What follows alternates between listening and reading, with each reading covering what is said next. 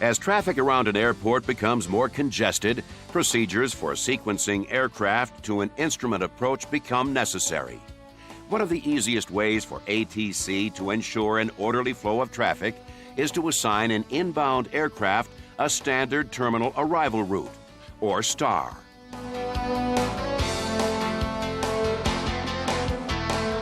It is important to follow arrival procedures carefully. With that in mind, let's look at a STAR for a flight into Phoenix Sky Harbor International Airport. As you're approaching Blythe VOR at 12,000 feet, Los Angeles Center issues the following clearance. Cessna 241, cleared to Phoenix Sky Harbor Airport via the Blythe to arrival. Maintain 12000, contact Phoenix approach at Salome on 120.7.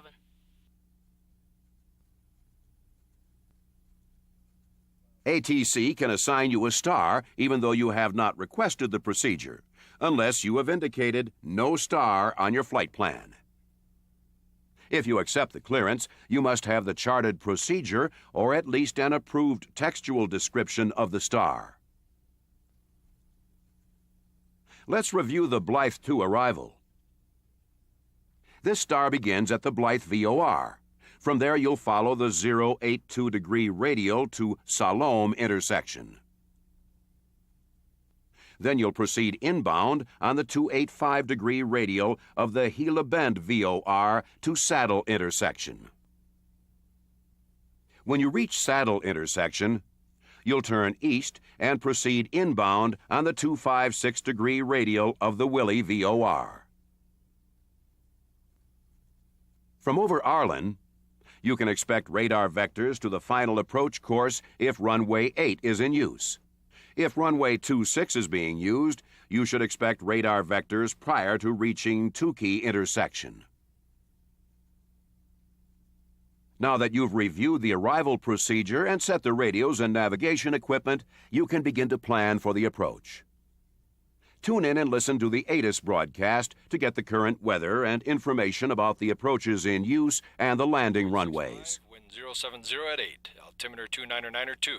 ILS runway 8 right approach in use, landing runway 8 right. Advise Phoenix approach control, you have information Romeo. With this information, you can now review the specific approach chart and determine the frequencies, inbound course, descent and landing minimums, missed approach point, and the missed approach procedure. It's important to review these early in the arrival to reduce your workload later. Just before you reach Hyder intersection, Phoenix Approach issues the following clearance. Cessna 241, cross Paint intersection at 10,000. This clearance authorizes you to begin the descent to 10,000 feet at your discretion, as long as you are at 10,000 feet when you pass Paint intersection. To comply with the crossing restriction, you must determine when to start the descent. Since your present altitude is 12,000, you'll need to lose 2,000 feet.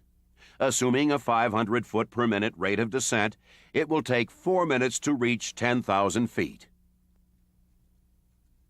A 4-minute descent at a ground speed of 120 knots